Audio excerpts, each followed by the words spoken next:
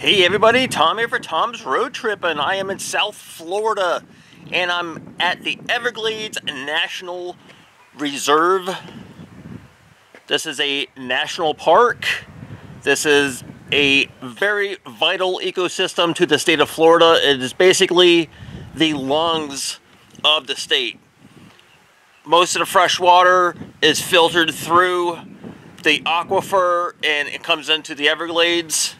This is a vast nature preserve with a very, very diverse ecosystem. Lots of native animals here. There are also some invasive species, mainly the Burmese python, which can grow up to like 30 feet. They don't have any natural predators. They are more likely descendants of released pets. Also during Hurricane Andrew back in the 90s, some of the pet stores that were selling these serpents, those snakes escaped, made their way to this area, and because there are no natural predators, they are able to breed very quickly. There are ongoing efforts to eradicate this invasive species in the state. That's very, very difficult because they are very hard to notice. They are very easy to get lost in the vast area that is made up of the Everglades. They are expert at camouflage, hiding. So periodically throughout the year, there are hunting parties that come in and try to catch as many of these snakes as possible. So besides that, there are lots of alligators and crocodiles. This is the only part of the United States that has both crocodiles and alligators coexisting. Whether or not they always get along, I don't know, but I'm going to be taking basically a 2-hour tour, and I will show you the snippets from that tour. It is a guided tour on a tram led by one of the park rangers. So I'm looking forward to getting lots of information about the Everglades and hopefully seeing some animals. So as you can see, I got my hat at the Shark Valley Welcome Center, which is also the check-in part of the tram tour. I got my loading, ticket. Face masks are required inside all buildings in any state park or national park. I have my face mask with me just in case it is required on the tram tour. I haven't seen anything stating that, but if it's required, I definitely will comply. So I'm looking forward to this. Never been here before.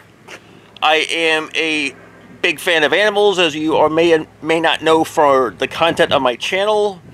So I'm hoping I'm going to see some cool animals to show you guys. Looking forward to this. Hope you guys enjoy it.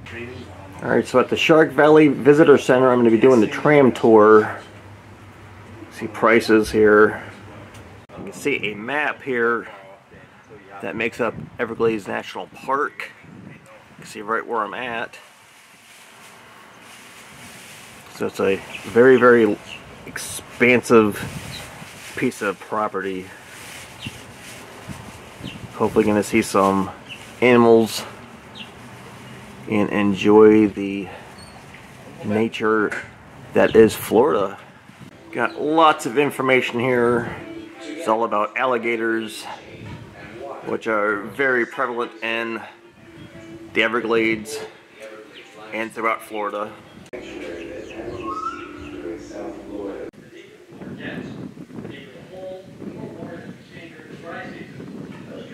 So there's a very, very good possibility I will be seeing some alligators.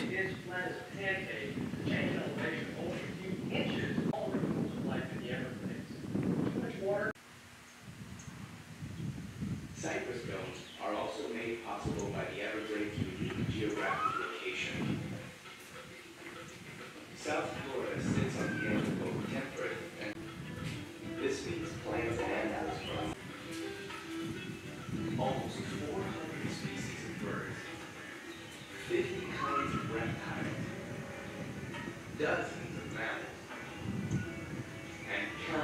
fish and insects. So in addition to the tram tours, they also have bicycle rentals. If you don't want to walk all the different trails, you can ride the bicycle. Pricing, $22 for a day. Alright, so I'm on the tram. Gonna be starting soon.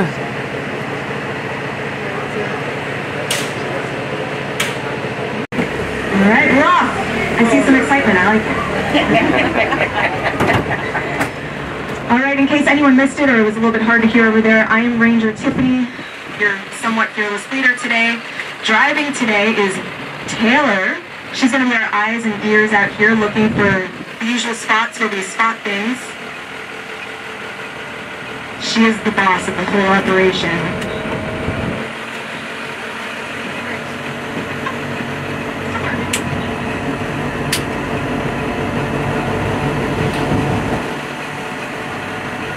Alright, so who's first time here in the Everglades? Ooh, I think that might be everybody.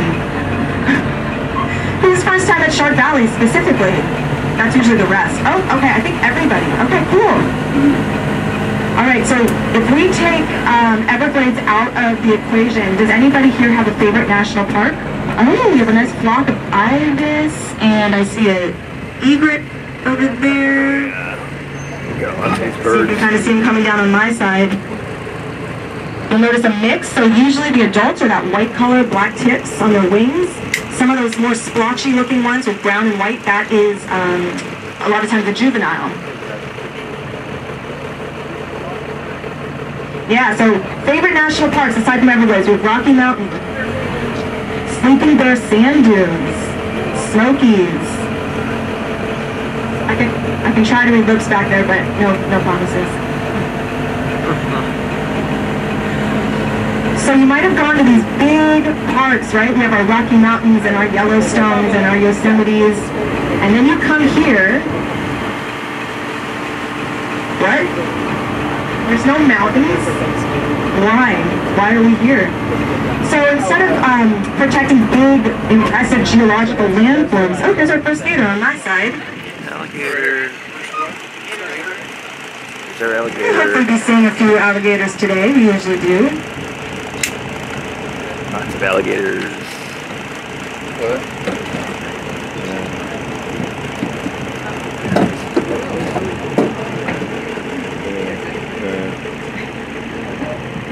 All over the place in here. Definitely don't want to go swimming in the water.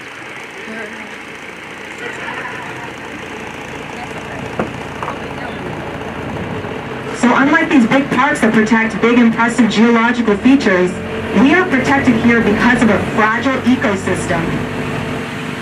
So this is actually a protective measure to help protect that fragile ecosystem. So we're looking out over this big sawgrass prairie here. There are actually 9 different environments in Everglades National Park. We're only going to be talking about 5 of them today because where we are here is a freshwater environment. Along the bay, we have a more saltwater environment. So the other 4 environments we will talk about over there if you happen to visit Flamingo or Gulf Coast Visitor Centers.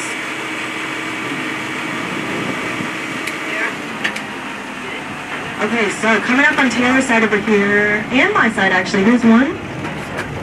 And there's a little blue flying up there too, that little blue heron heading back there. But this one here, this is a wood stork. There's also one over here on Taylor's side. So we're starting to see a lot more of these. Now our wood storks, they're kind of prehistoric looking, right? They have that big heavy bill. What they're doing, usually you'll see them doing what this one's doing on Taylor's side. Head down, rocking around. They kind of shuffle their feet around. They're trying to stir things up. They might hold out their wings to kind of provide some shade. What they're doing is trying to stir up little critters from the bottom. Looks like that one just got something, actually. So they're actually tactile hunters. They're using a really sensitive beak. So they're walking around with their beak held open in the water, slightly open. When something touches that beak, it'll snap shut. And one of the quickest reaction times, they will snap their bills shut as fast as we can blink our eyes, which is about 1/4 of a second. So they actually did experiments where they couldn't figure out how much their eyesight was playing into their hunting, so they actually blindfolded them. Do not ask me how you blindfold a wood stork, but I would love to see it one day. And they found that they hunt just as well. They are using just the feeling in their beaks.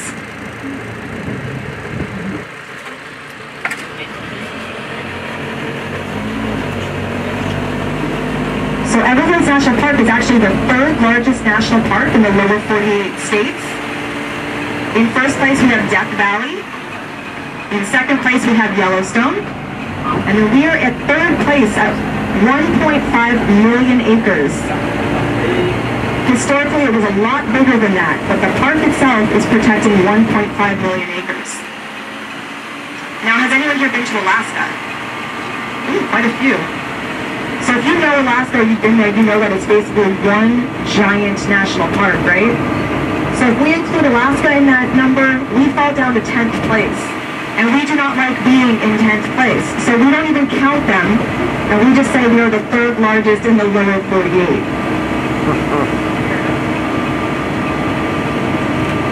Now we are one of only 3 places in the world that have the following designations. We are a World Heritage Site, we are a wetland of international importance, and we are a biosphere reserve. And like I said, it is just one big fragile ecosystem that we have been designated to protect. Here on Taylor's side is a big gator.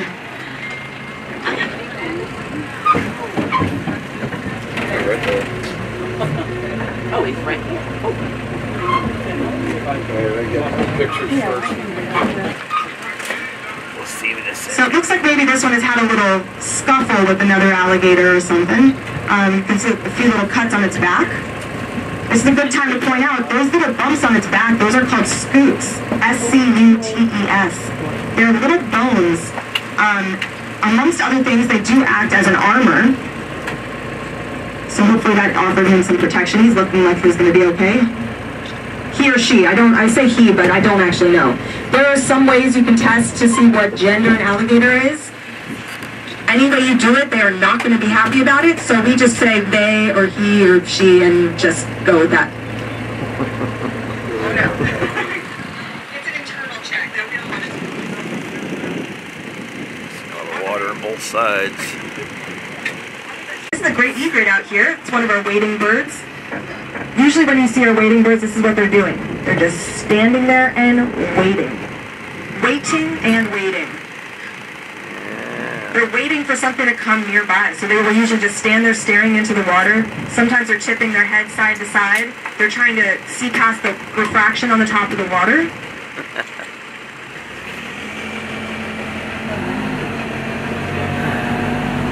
And we're actually the largest wetland in North America.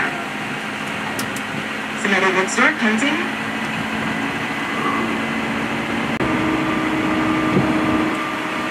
Now the Everglades has always been a kind of mysterious, misunderstood place. So we have fish that change genders, we have lizards that change colors. There's a lot of weird things going on here, so it's always kind of been a place that was misunderstood. So back in the late 1800s, early 1900s, if you were a politician, you would be running under this campaign that was saying, hey, if you vote for me, I'm going to drain that swamp and I'm going to make it some productive land. First of all, it's not a swamp. We'll talk about that a little bit later.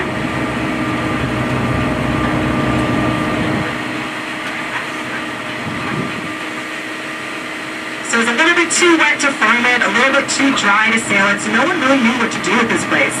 So we had a man back in the late 1800s, he was a sheriff, he went by the name of Napoleon Bonaparte Broward. Broward, exactly. He was quoted as saying, yeah, the Everglades is a swamp, so was Chicago 60 years ago. So we went ahead and named an entire county after him, Broward County. He did some, I guess if you're into draining this area, he's a role model. So, we have to use our imagination a little bit. It's actually a pretty literal name, but out to our east, Miami-Dade County, along the water line there in that town, city, there is a higher elevation. They're on a little bit of a limestone bridge there. Oh, here's that little blue heron. Notice it is completely blue. The legs are a grayish blue, the beak is a bluish, the wings, everything is blue. It looks a lot like another heron we had here, the tricolored heron. We can tell them apart because the tricolored heron has a white stomach and neck. So hopefully we'll see some of those as well. Another great egret flying on Taylor's side over there. It's one of our bigger wading birds.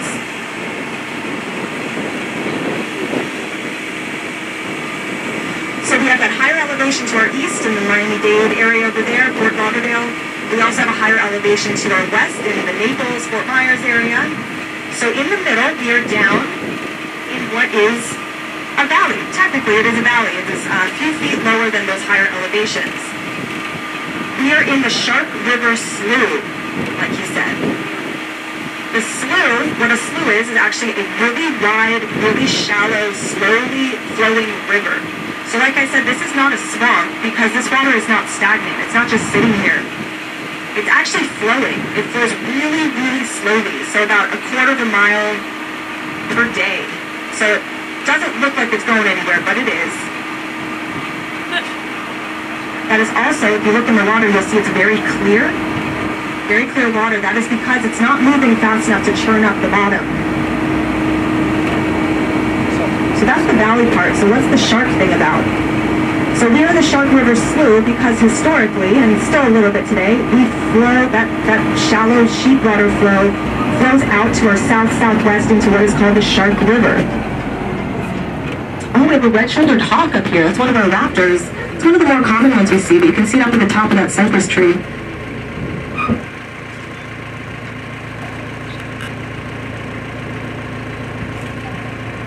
Very nice.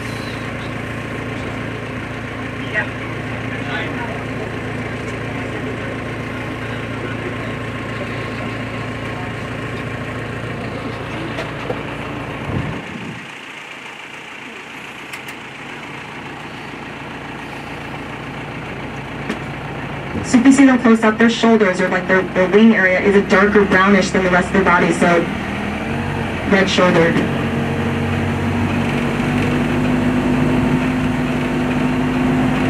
So historically we flow out into the Shark River. The reason it's called the Shark River, we had some explorers coming here in the 1500s looking for the Fountain of Youth, looking for gold. I do not know if they found that Fountain of Youth. I wouldn't mind knowing about it.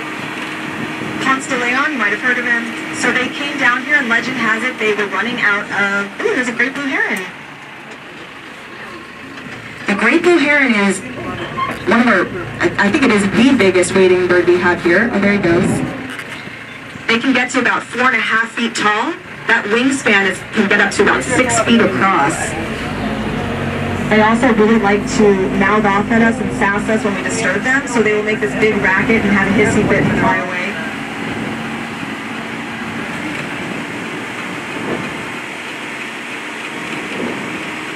So the legend has it they were running out of fresh water. They decided to take this little tributary into the land there, into the fresh water, and that is where they found sharks. So what we think they were seeing is the bull shark. Our bull sharks, they live out in the estuarine saltwater environment, but they like to come into a more brackish environment, which is a saltwater, freshwater mix. And that's where they go to have their pups.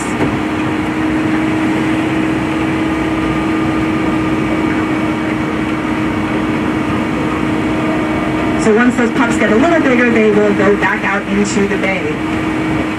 So Shark River, Slough, Valley, Shark Valley. So no, you will not see sharks here today, but you can see them if you go out to the bay. So we talked about this briefly. I mentioned we're in this sawgrass prairie. That is our first type of environment we're seeing out here. In addition, we also have tree islands. So if you look out, you can see these clumps of different kinds of trees. Those are our tree islands, and we like our tree islands because they have about 2 to 3 times the biodiversity that we see out here in the sawgrass prairie, or the Pa-Hay-Okee, which is what the Mikasuki tribe, or native tribe here, one of our native tribes here, that's what they call a sawgrass prairie. Now the first one we're stopping at here on Taylor's side, you can see this closest tree island. That is a willow head. Those are willow trees. That is one type of tree island that actually grows in a depression in the limestone. So the limestone dips down, it's deeper in there. So, as you can imagine, the willowhead likes to have its roots in the water. So that's our first kind of tree island.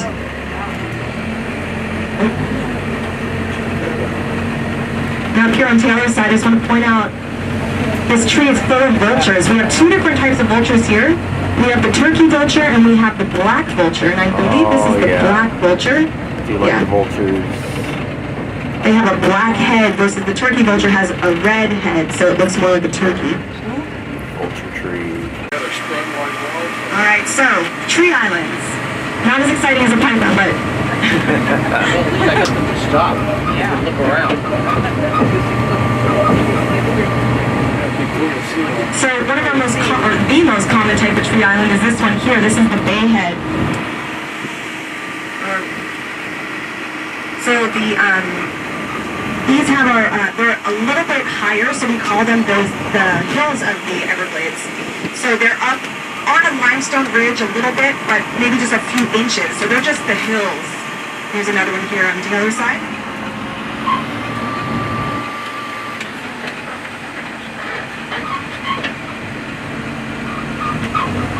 So here's a good example of a bay head right here. So we have our bay trees here.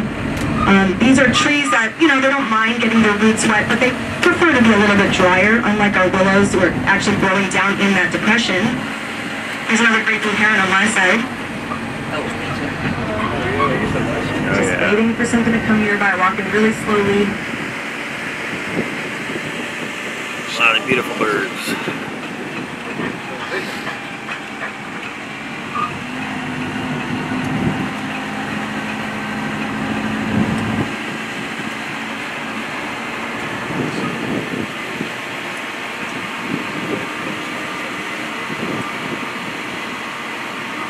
So if anyone on this tram is doing their junior ranger book, I have a little cheat for you right now coming up. We're going to talk a little bit about the sawgrass. So what we're looking out at here is the sawgrass prairie, like I said. Now sawgrass is not actually a grass. So here's your cheat. The way we remember this is sedges have edges. Sawgrass is actually a sedge. So when we look at the sawgrass, you'll actually see it up close. It's kind of triangular shaped, so it has those three edges. But I guess sausage doesn't have the same ring to it, so sawgrass it is. So it actually has a serrated edge like a saw, so it does give you a nice little paper cut kind of cut if you're walking through there. So if you ever come out here and you want to do a sleeve slog, where we actually walk out into the wilderness, you're going to want to wear closed-toed shoes, long pants, long sleeves, so you don't get cut. And the reason they have that serrated edge is because during the dry season, those edges have more surface area to collect moisture, and they will be funneled down into the roots so the plant can survive. Now we're stopped here because we are in another type of tree island. This is our cypress dome. So this is another one where it grows down in a depression. So notice how the edges have these smaller trees, and then there's these taller trees in the middle. That is why it's called a dome. It makes this dome shape. But what you can't see is underneath is actually making that same dome shape in the limestone. It's a hollowed out area. Now, what's happening is those taller trees in the middle, they have a deeper area for their roots to grow down so they can grow taller. These ones on the outside here, their roots have probably hit limestone or they're pretty close, so they're not going to get much bigger than that. So that's another one that grows down deep. And no, they are not dead. We get that question a lot. This is our dry season. Like I said, we have two seasons in the Everglades. We have the wet season and we have the dry season. We are currently in the dry season. It's not that we don't get rain, we just get a whole lot less. We get about 70% of our rainfall and our water collecting in the summertime.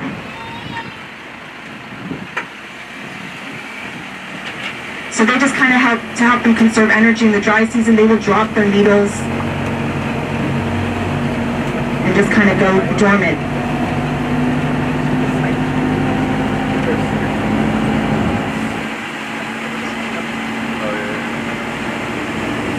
Now, I didn't mention back at that Willowhead, the other one of our depressed tree islands, that is actually a good indicator of an active alligator hole. So these alligator holes are really important because in the dry season, when things start drying up, the water levels fall, the alligator usually a lot of times these alligator holes are about, you know, they can be centuries old. They just keep coming back to the same places and maintaining them, digging away. So what we call them is the architects, or the engineers of the Everglades. They go down in that limestone and they dig, scratch away at it, create this lower area. That's where they will kind of hide. Once all that water goes away, it dries up, they leave these lower areas where the water can collect, and that's where they'll kind of hang out during the dry season. So when we see that willowhead, it's usually, or can be, not usually, but it can be an indicator of an active alligator hole.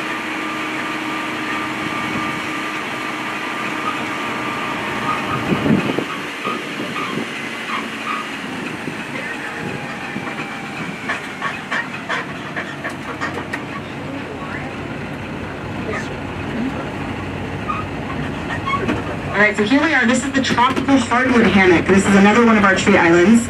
So you can kind of see a cut through here. You can see how dense it is in there. This is our mountains of the Everglades. This is another one that's on a higher ridge of limestone. This one is usually up a few feet versus the bayhead, which is a few inches.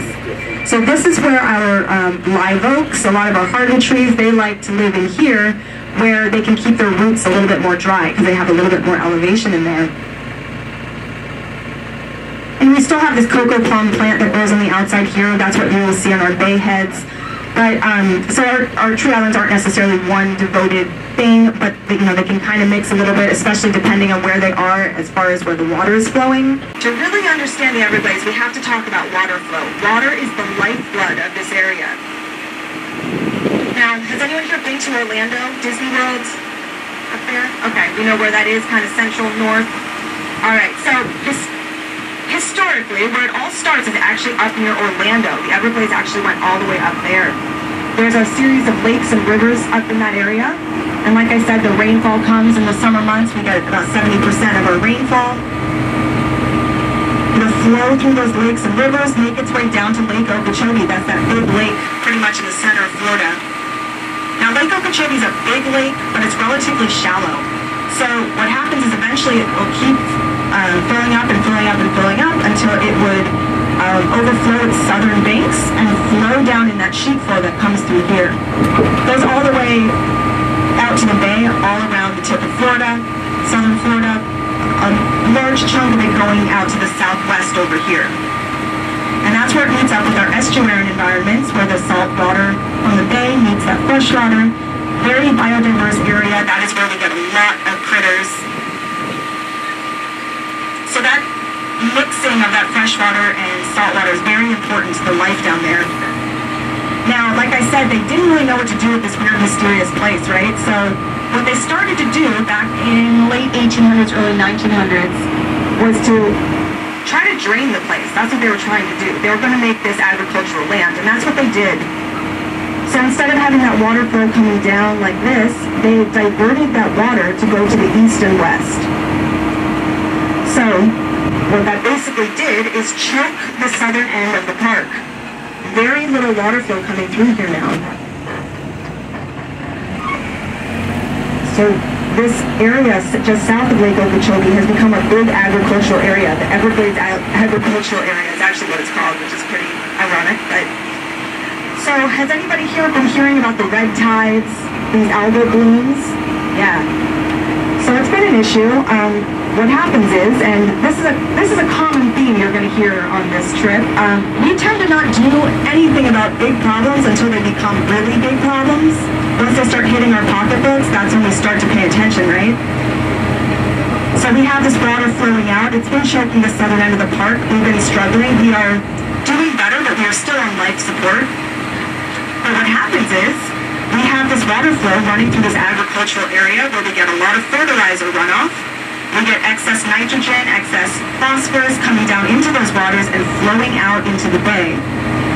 So people would show up to go to our, tourists come into town, they want to see our beautiful Florida beaches, and instead they find water that is choked with stinky, slimy, gross-looking muck that makes you cough and sneeze because it is very hard on our respiratory systems. So nobody wants to go to those beaches, right? That's when we started paying attention, right? So that is our first, the first thing that's happening here is we get these big algal blooms. And that's actually a natural bacteria that's in the water. It's just that our water here is very nutrient poor. Our plants and animals here do not like having a lot of nutrients in the water. But once we get those alligator. basically fertilizer running into the water, maybe some human waste going through a developed area, it starts to make that bacteria grow faster, and it just keeps going and going and going until it chokes the water. Now here's another issue. Has anybody been down to Flamingo, down at the southern end of the park? Few people? Alright, so down there is where we see our manatees, we see a lot of birds, a lot of fish. It's a really nice, beautiful area to visit. However, we don't have that fresh water coming down and mixing with the salt water. So when we don't get that fresh water, we start getting hypersaline waters. Now back in 2015, we also had a drought. So we had hypersalinity in the water there, and what that did was kill off our seagrass. I'm just going to pause for a moment to point out to my left, your right, we have this, what looks like a lake. This is a borrow pit. We'll talk about that in a minute, but basically we borrowed that limestone out of there, we dredged it up to help build this road. This side of the road, the east side, was actually built by the National Park Service. The west side was built by someone else, and we'll talk about that once we get to the west side. But the reason they take the limestone from here is they help elevate the road here, build the road itself.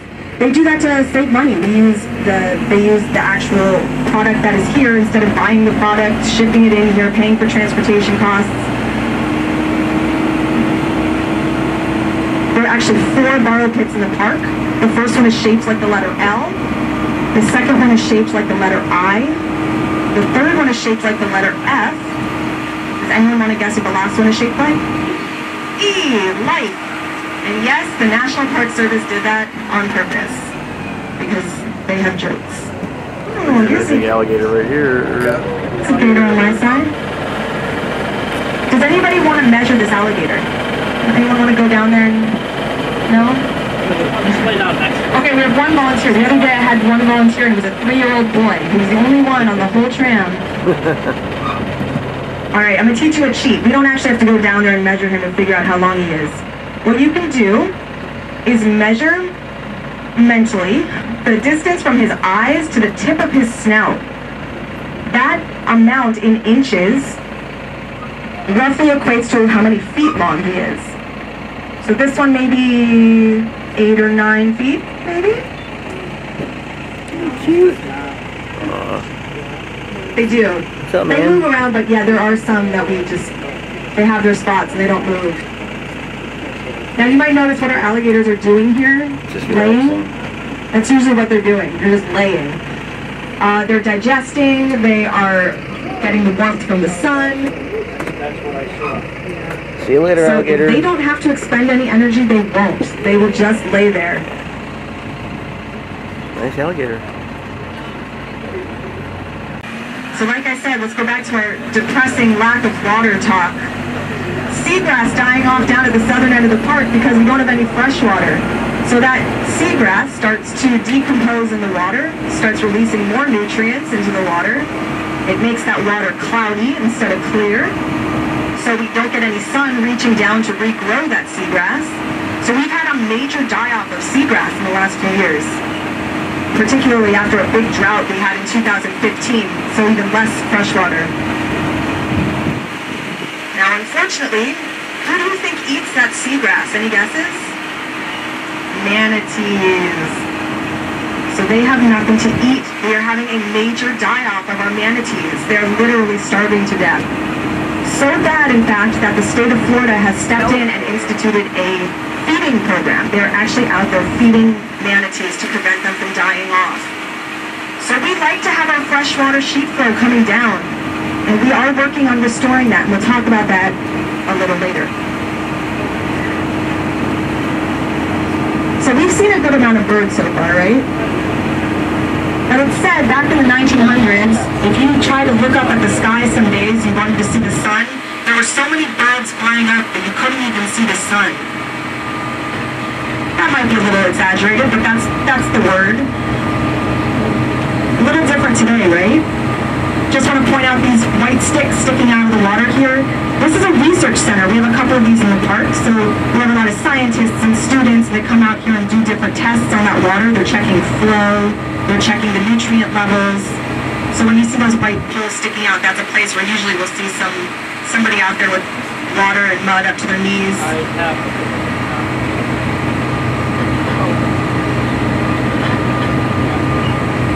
Has anyone heard of Marie Antoinette?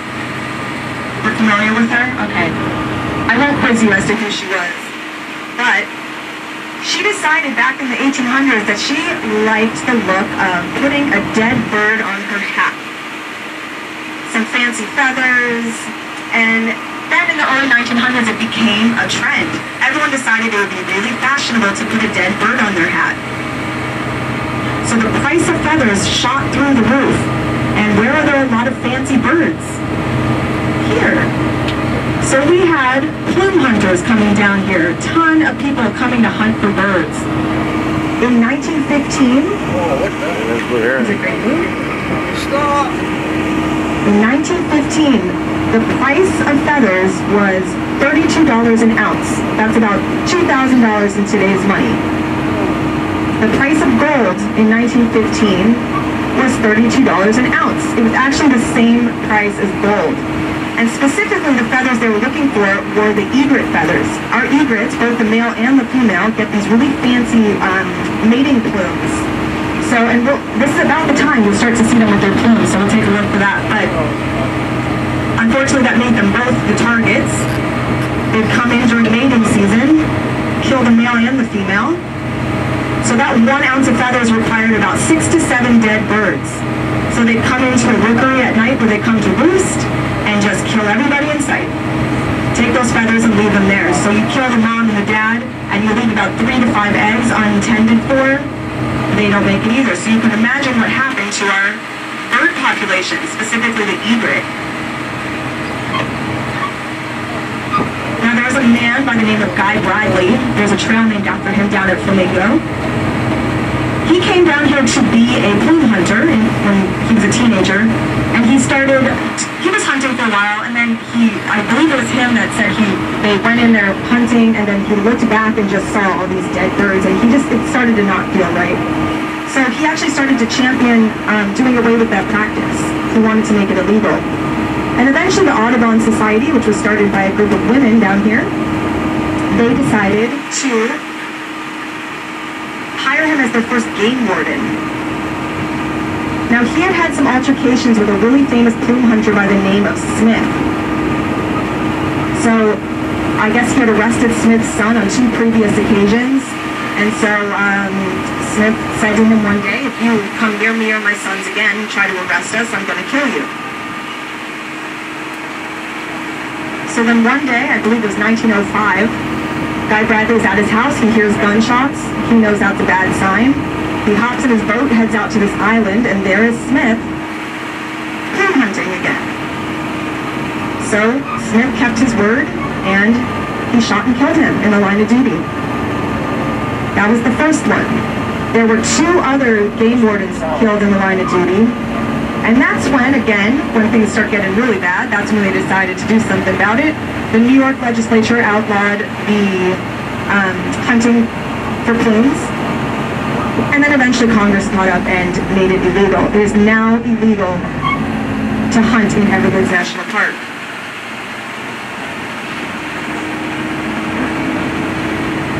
It is also illegal to shoot game wardens. That is correct.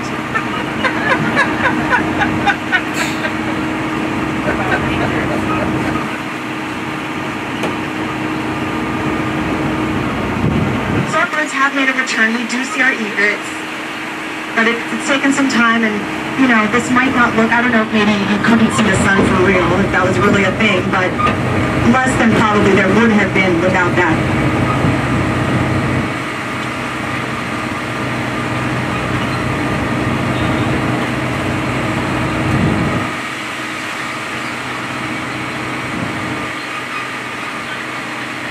So I do want to point out another grass that we're looking at here. This is the cattail. Now the cattail is a native plant, but the cattail is really important. It actually gives us some information. When we see the cattail growing, that is telling us that there is a nutrient getting in the water here. They actually really like nutrients. So you can see there's quite a bit over here. The cattail doesn't have that serrated edge. It has sometimes, they're usually taller here. They don't have to be, but they have this rounded top. And so like I said, they're native, so it's not necessarily a bad thing, but when we get those really dense stands of cattails, it kind of impedes the movement of the animals in this area and will actually outcompete the sawgrass that does not like those nutrients. So when we see the cattails, that's giving us an indication that there's something getting in here, usually, like I said, a nitrogen or phosphorus.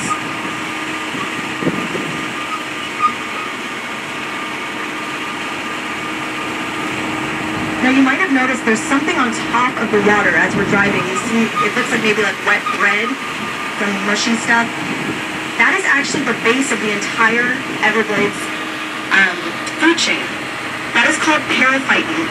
And what it is, it's a mix of a bunch of different things. There's a blue-green algae, different diatoms, different bacteria, and they kind of clump around detritus from dead plants. Okay, coming up on the side, there's this little bird. There's one here on Taylor's side, there's one there. You can hear their call kind of sounds like a seabird, and that's because that's the killdeer, and they are usually found on the coast, but they've been really happy here in this area, so we've been seeing them. So that periphyton is actually important for a lot of things. It is the base of our food chain, and that we have little critters that like to eat it, our crayfish, our little fish, our turtles maybe. And then the birds eat them, and so on. So we're not going to stop for each alligator, because you'll see, especially on the other side, there's usually a bunch. So just to stay on time.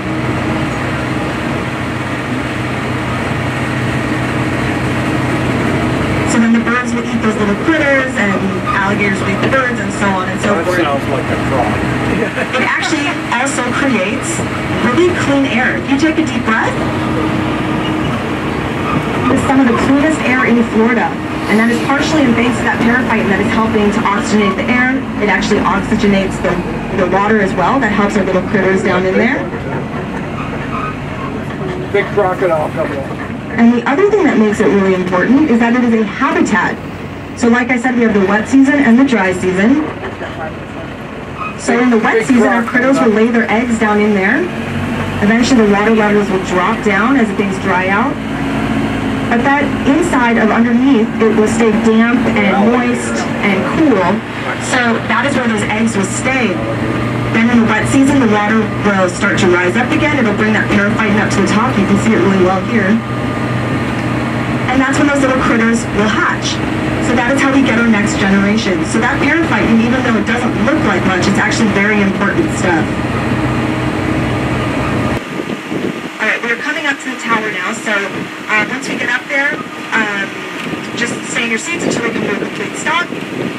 You're going to have about 20 minutes up there to go up to the top. There are bathrooms. Taylor has some water for sale up here. If anybody needs to purchase any, there is also a water fill there. Like I mentioned before, when we come back to the trail, come back to your same spots. I mean, you can mix it up within like a family unit, but let's not go taking other spots. I would bring all your possessions with you. I am not worried about people stealing it. I am worried about the crows. They are smart, they are mischievous, and they know how to open zippers. See all the water lilies there. That's where I'm going up to next. You have restroom locations right here also. Driven by rain. On the left-hand side, you see before 1880s. And the right-hand side is what it looks like today. Nice big old alligator right there.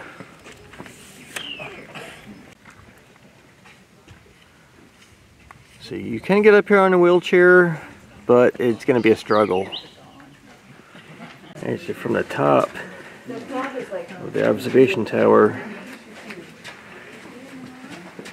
you get a fantastic view. Are they more aggressive than the alligators? They're not. Not the ones here. They're different from like the Nile crocodiles or the Australian ones. It's actually a different species, so they're actually very A similar. little alligator. Huh?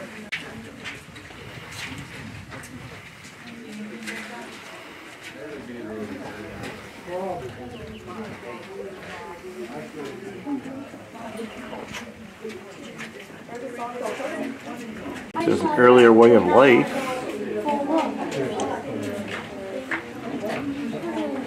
Yeah, I'm impressed. Come back for a second. Part of the Everglades.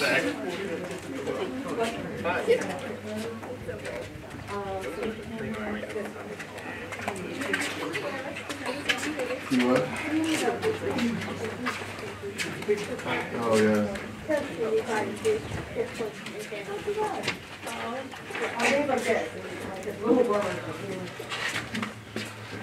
Have you just snapped your finger or something?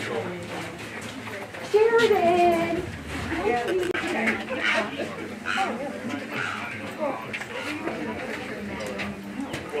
So nice to see all this open areas.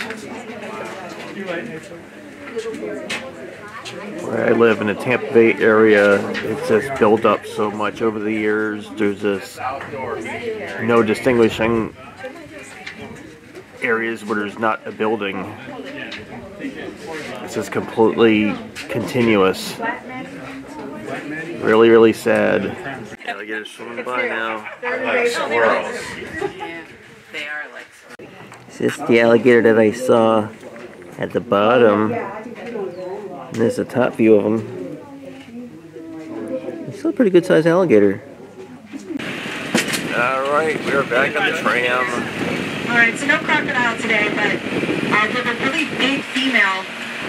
Her name, I guess, is number 8907. She is a tagged female. We have two crocodiles that are residents here in the park. There's a little debate as if there's a third one or not.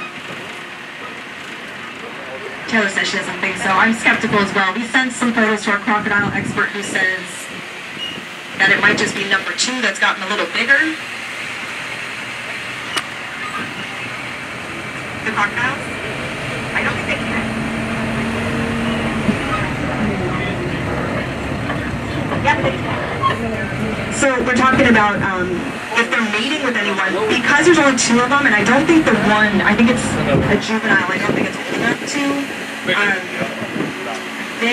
don't know why they're here. They have been here, like I said, that female's been here for about 7 years that we know of, so maybe longer, but it might be like a territory thing, it might be a less competition for food thing, more food. But you might be asking yourself, why is there, or how can there be a saltwater crocodile here in the freshwater, right? So crocodiles actually have these salt glands underneath their tongues that help excrete salts, so they can help manage their salt levels in their bodies. All right, so we're going to pause for a moment. Here is an anhinga. This is the male. You'll notice that he is all black except for the white on his wings. So it looks like he's wearing a tuxedo. That's how we know it's the male. You also see these spiky feathers on the back of his neck there, on the back of his head. That is actually his mating plumage that's coming in. Now the anhinga is one of our amphibious birds. They will jump in the water and swim.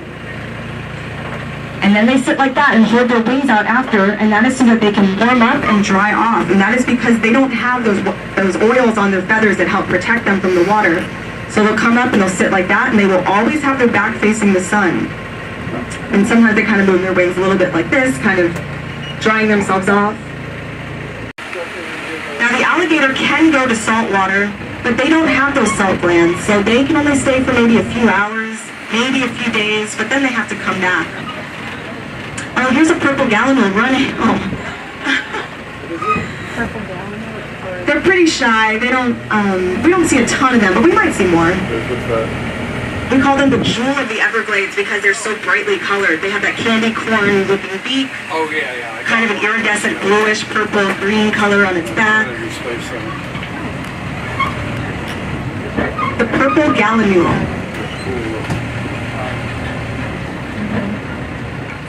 Here's another guy. The alligator is past it.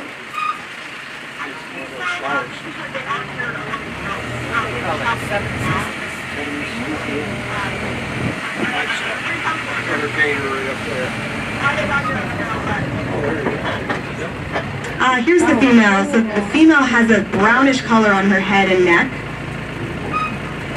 Now they actually have a few different nicknames. When you see them in the water, they like to submerge their entire body and they just have their neck out above. So they look a little like a snake. So they're called the snake bird. They also have red eyes. So another nickname is the devil bird, which I believe that is what the word anhinga means. Devil bird, that's not very nice. They're also called the water turkey because when they swim, they fan out their tail feathers. It looks like a turkey. Now they look very similar to another bird we have in the park, another amphibious bird called the cormorant.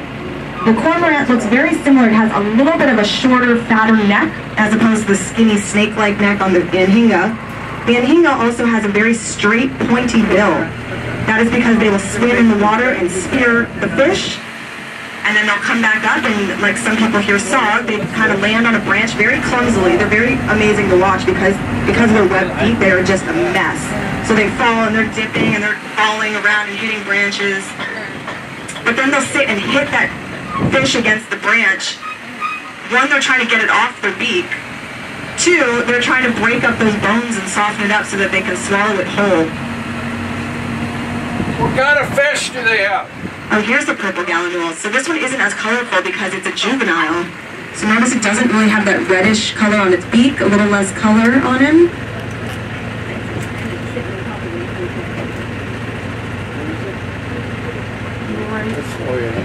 Now they are also called the Jesus bird because it looks like they're walking on water when they're walking on those lily pads. That is the spatterdock that is growing there with those yellow blooms. Those flowers will never open up completely, but inside is a little fruit. So if you sit and watch the spatterdock for a while, you'll see it kind of bouncing around sometimes. Usually there's a turtle underneath there trying to get to that fruit inside it. They like to eat that. And the purple gallinule will walk on them and then kind of lift up and look underneath for little critters to eat. And while we're stopped, there's actually this string lily here. That's that white flower you'll see growing along.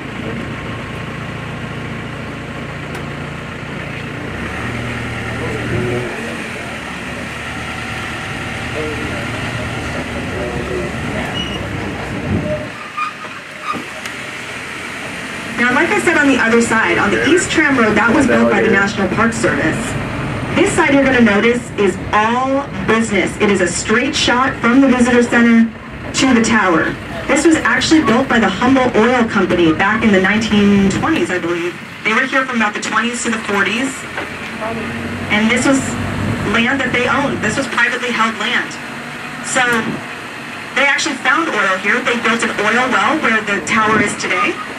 And they built a second oil well. We'll pass it. It's about 3 miles from the visitor center. We'll pass it or point it out. So they were drilling for oil. Fortunately for us, that oil had a very high sulfur content. So at the time, they didn't have these modern refining practices. So it wasn't profitable for them to keep on drilling the land here and mining that oil. So they decided they wanted to sell this land. Back then, nobody knew what to do with it, so nobody wanted to buy it. And eventually they donated it to us, the National Park Service.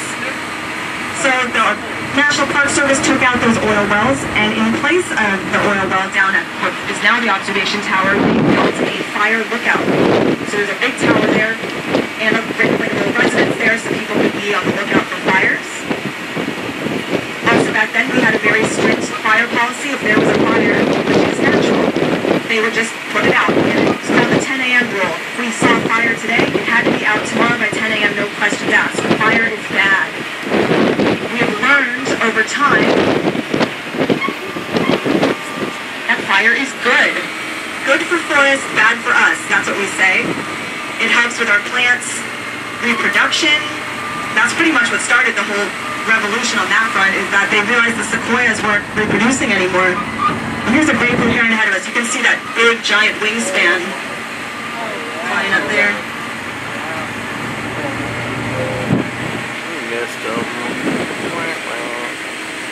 Then, after flowing again, right? Everyone is starting to have a little bit more free time, let's say. The price of automobiles is starting to fall. We get our first interstate highway systems. And the whole idea of a road trip became this huge thing. So people started buying their own cars, and instead of taking the trains, which is how you used to be able to access national parks, the railroads were the only people who had the money and resources to build the transportation and the lodging and those kind of things in these really remote places. So you had to take a train if you wanted to visit a national park. And there were no visitor centers, you just kind of showed up. Maybe you'd see a ranger, maybe not, but you were kind of on your own. So we got this huge influx after World War II of road trippers, and millions of people who just didn't have the infrastructure in the parks to keep up with it. Just like me. So in 1956, they started a project called Mission 66. It was called Mission 66 because the goal was to have it completed by 1966 to coincide with the 50th anniversary of the National Park Service. So what they started to do was help improve the infrastructure. They started building the visitor center. That's when we got our first visitor centers. And as part of that project, we took down our fire station, our fire tower, and we built the observation tower that is there today. Now you might notice it's a little space-agey, mid-century modern, if you will. It kind of looks like a spaceship a little bit.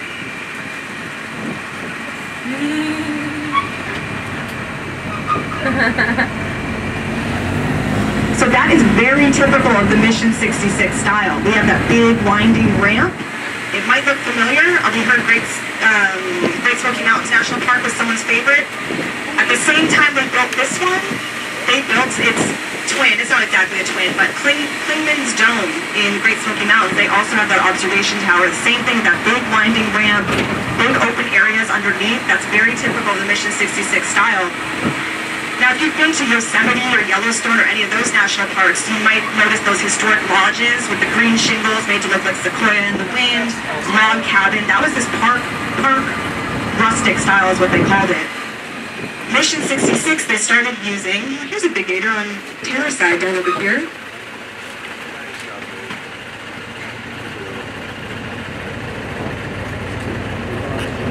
Big gator.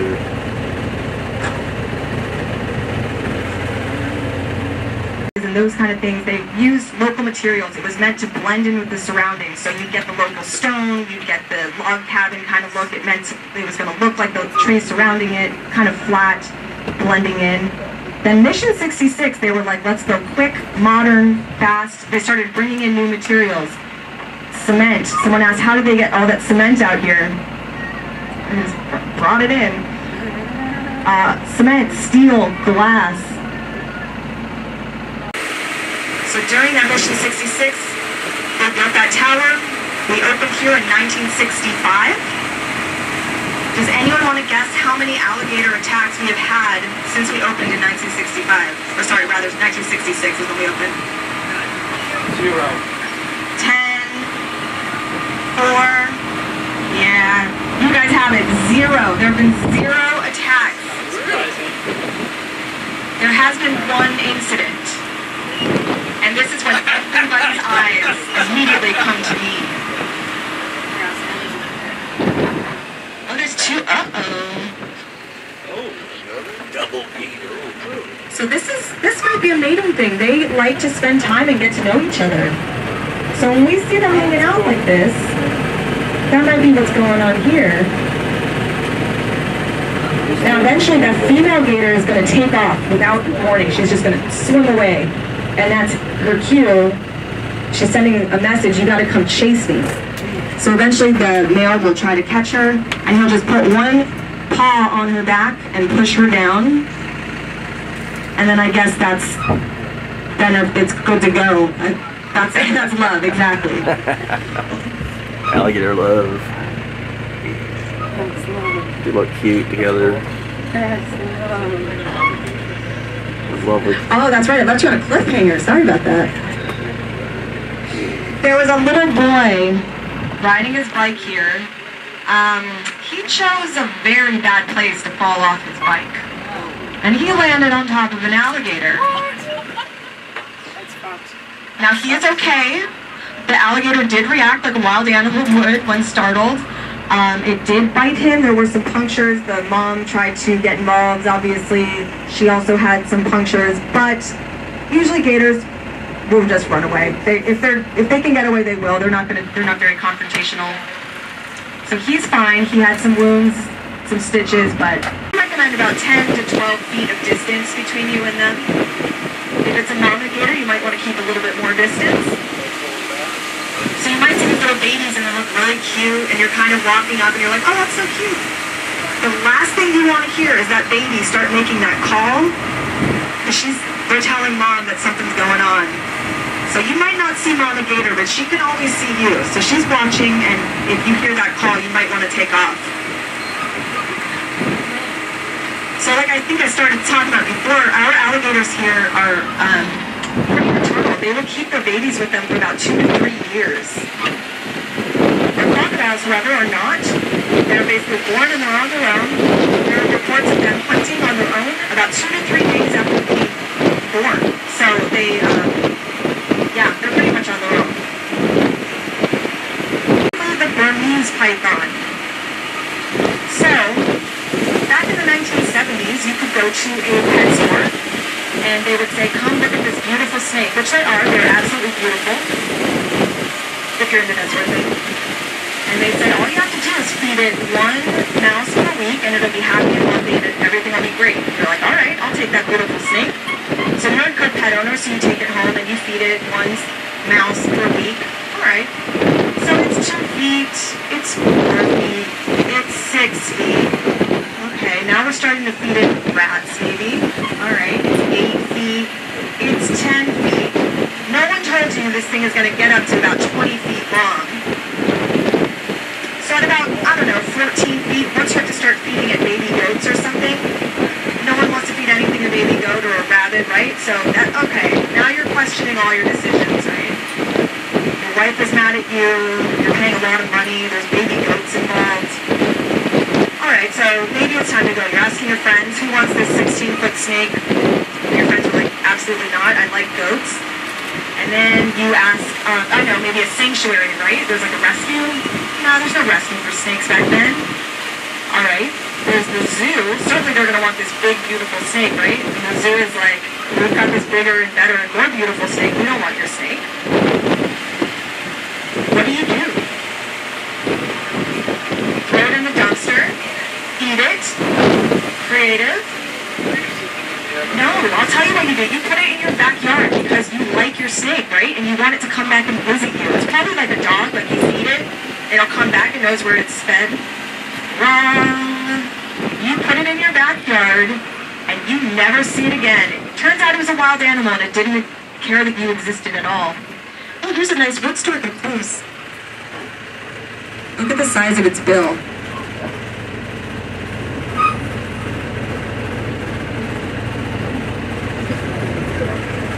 Very dinosaur-like. I agree with that.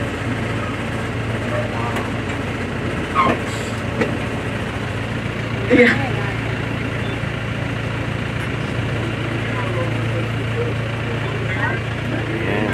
That's a pretty bird.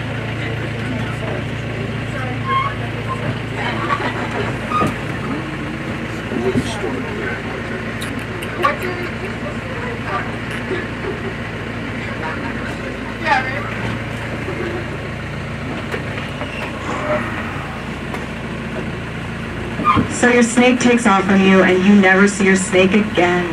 Where does it end up? Where the food is plentiful. So, I'll tell you what happened. So I have some stats here for you. They did a study back in 2012 where they compared numbers to 1997. Here's what we found. The population of raccoons had dropped 99.3%. Possums were down 98.9%. Bobcats down 87.5%. So whoever was asking me about the bobcat boardwalk and why you didn't see the bobcat, that might be why. Our marsh rabbits, our cottontail rabbits, our foxes, gone. We didn't see any of them. So like I said, we like to wait until things get really bad. So our population loss, about 95%. We have instituted a hunting program. It's kind of sad because obviously it's not that snake's fault. This is on us that they are here. But it is putting a dent in the population. This is where that other oil well was, by the way, where that bench was. It is putting a little bit of a dent in the population. It has been one of the more successful methods. So you can get certified to become a python hunter. The United States Fish and Wildlife Service offers a course. You can get certified. They will pay you about $10 per hour while you're out there hunting. If you catch a 4-foot snake, they will pay you $50 bounty on top of that $10 an hour. For each additional foot, they'll pay you another $25. If it is a female, they will double that. That is because the female will lay between 50 and 100 eggs every year. Now you might be asking yourself why, like how are they affording to pay this kind of money? They are that hard to catch. They can swim, they can climb, they can survive a freeze. There's a nice wood stork up there. So it is very hard to find them. They could be right there and it's hard to see them. So in the last month we've had about 3 different alligators eating 3 different pythons. So we like to see that.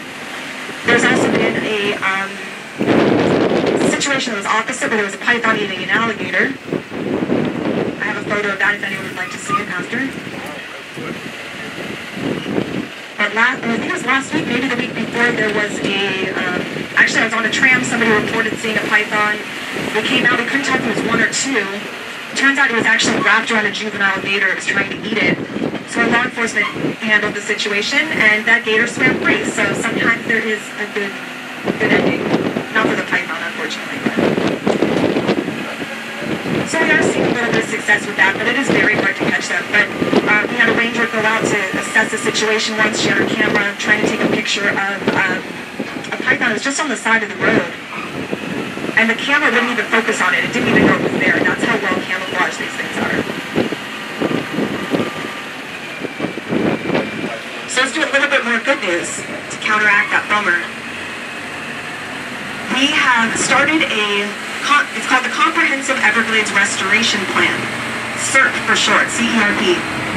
So if you drove in from Miami, you might have come over those bridges, you might have noticed, on the 41. There's some raised areas. That was part of that program where they have raised the road in certain spots. And they're working on raising more. That's what some of that construction is that's going on down there. And that is to help restore that water flow that's going to come down into this area.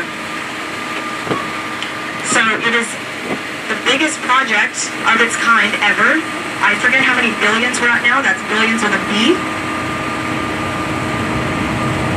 It is funded 50% by the state, 50% federal government. You might have also seen water being pumped. That is another part of that restoration effort.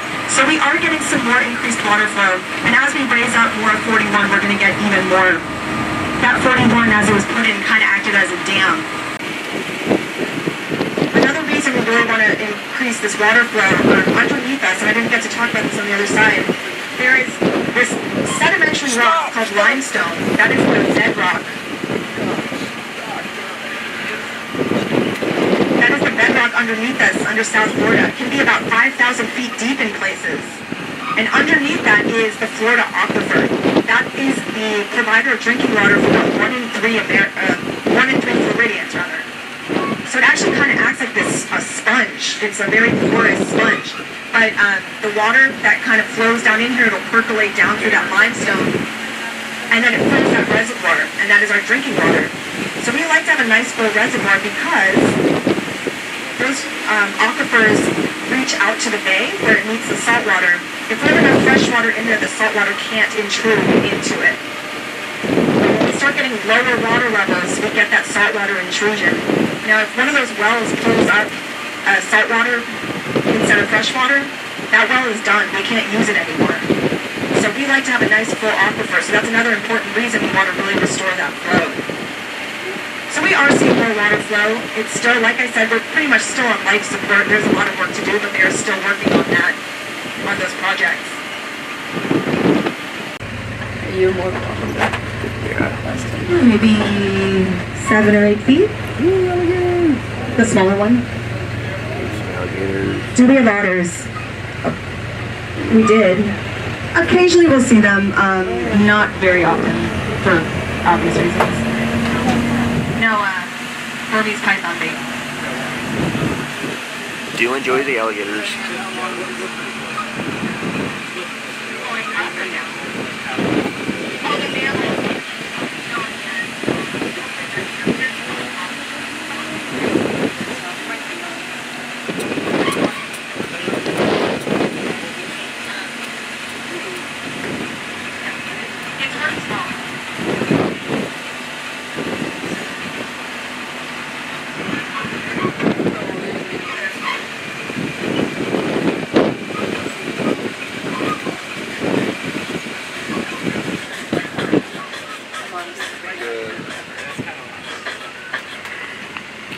Here's another pile of babies and a mama back there. See, she sees us. She's not impressed. Sometimes they hear the sound of the tram. It just sounds like a predator. They don't know specifically what, but...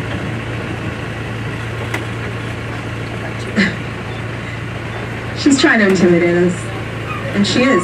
She is works. And here's, yeah, down here there's a purple gallinule also. Babies. Alligator babies right there.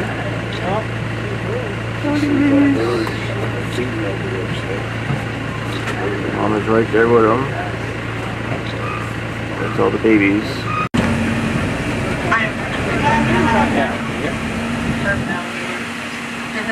Oh, here's a cormorant finally. This is the one that looks a lot like the anhinga. Yeah, there you go. You can see the anhinga over there on that side, holding its wings out. And then right here on this rock is the cormorant. Notice the hook at the end of its bill. And also the eyes are the most beautiful emerald-colored green. So they will dive in, grab a fish, and take it out of there, versus the anhinga, which will spear it. And you can notice it's got a little bit of a shorter, chubbier neck.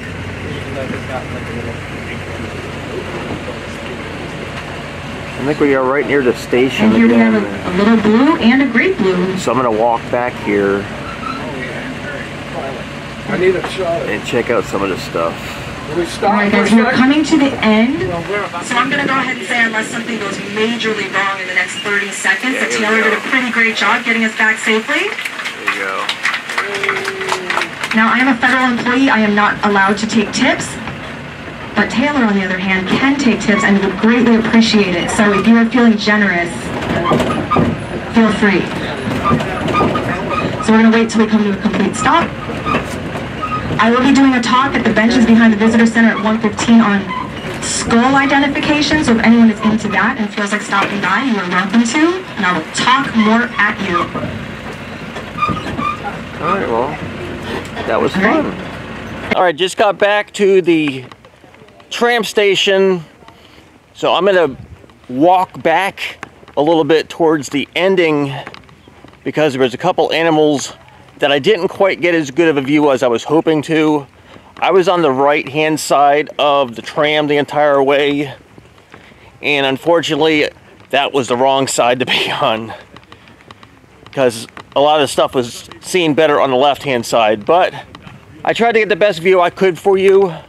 So I'm going to show you some of these little animals that we saw right at the end or they were talking about. Oh yeah. Beautiful, beautiful bird. And of course this is the other bird she was talking about. Here we go. This is a soft-shelled turtle she was talking about. There's a nice good view of an alligator. Now, I mentioned this in many of my videos in the past. Any body of fresh water in the state of Florida is most likely going to have these guys in it.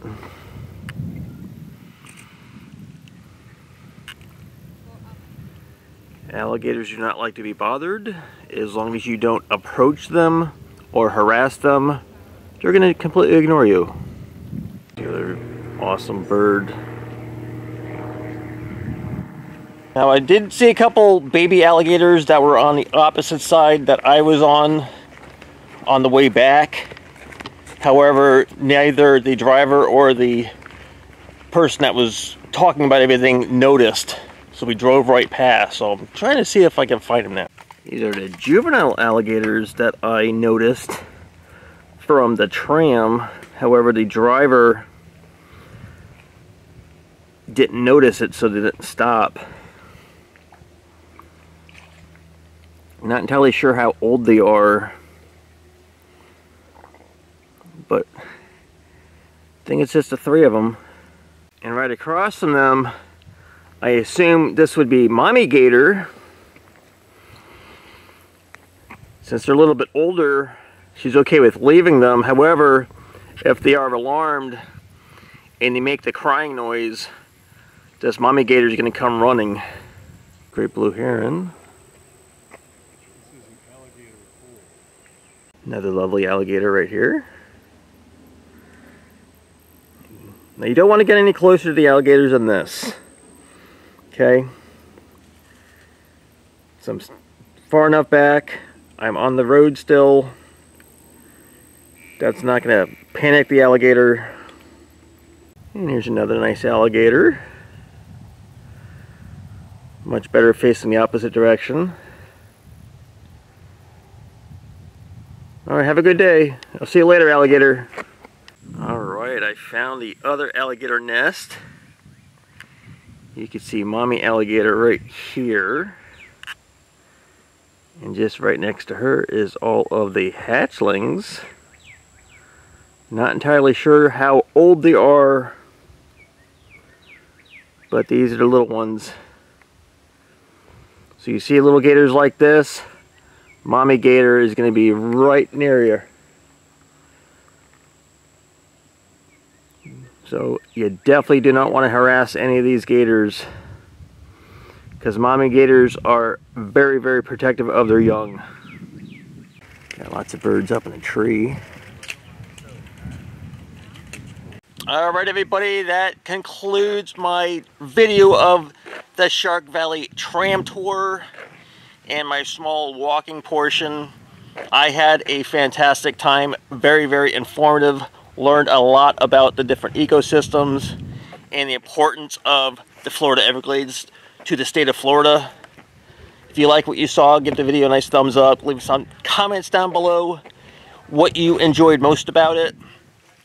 Whether it be seeing the baby alligators or the different birds, things like that. Subscribe to my channel if you're not already done so. Channel's growing. I'm enjoying going to different places. The more content I get, the more subscribers I'm getting, so it's a win-win for everybody. Thank you so much for watching, and I'll see you guys next time. Bye!